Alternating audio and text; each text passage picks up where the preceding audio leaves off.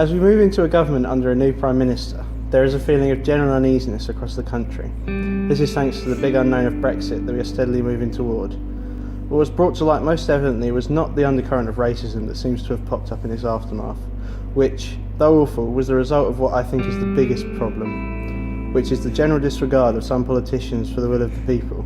This includes the unforgivable unfairness of our voting age laws, which exclude people who really just wanted to have a say in their future and are now consigned to a fate which was decided for them by a generation that won't live to see it.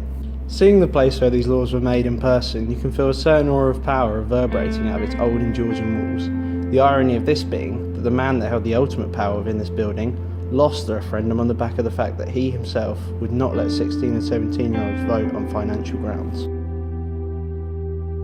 To try to figure out why it is that the older generation believe that 16 and 17-year-olds shouldn't be able to vote, I spoke to my father, the journalist, Kevin Godier. So Dad, would you consider yourself, as a journalist, politically informed?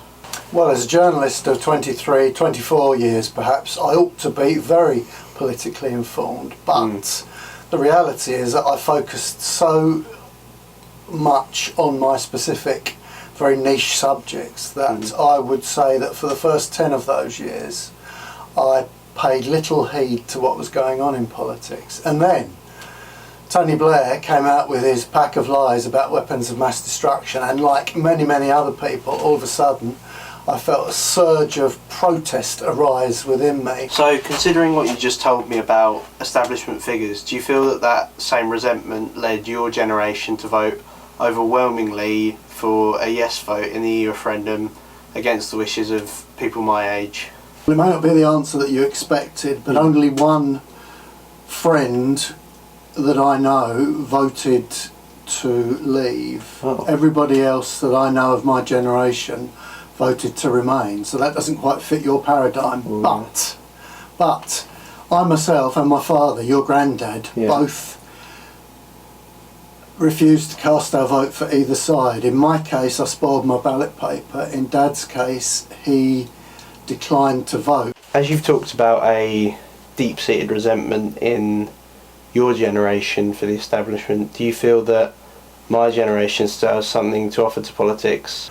Well, first of all, although your generation did vote that way, I tend to believe their reasons were tied in with the fact that they are very used to freedom of travel within the EU, the mobility and the flexibility that those EU countries are seen to bring and to manifest in their lives.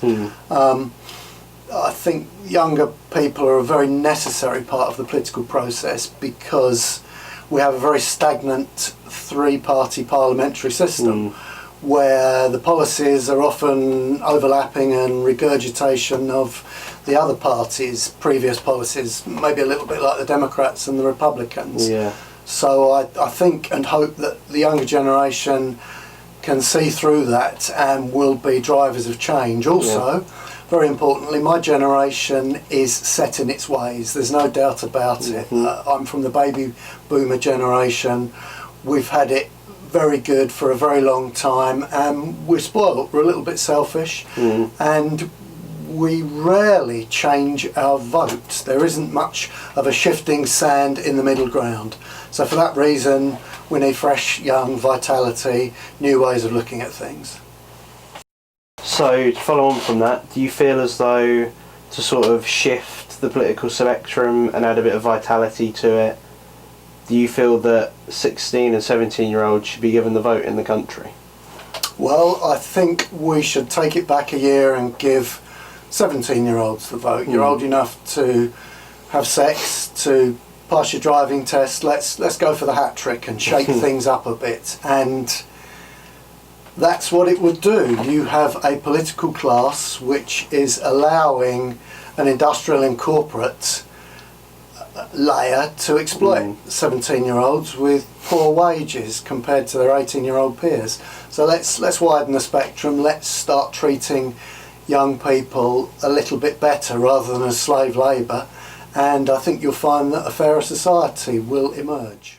After the interview, I decided I wanted to get the view of someone my age to counteract that of my father. You, as a teen in modern age, feel that you're politically involved? I wouldn't say I'm politically involved, simply because as a 17-year-old it's more of a choice to be involved in politics than something you are forced to do. So, Henry, you believe, as a 17-year-old, that 16 and 17-year-olds should have a vote?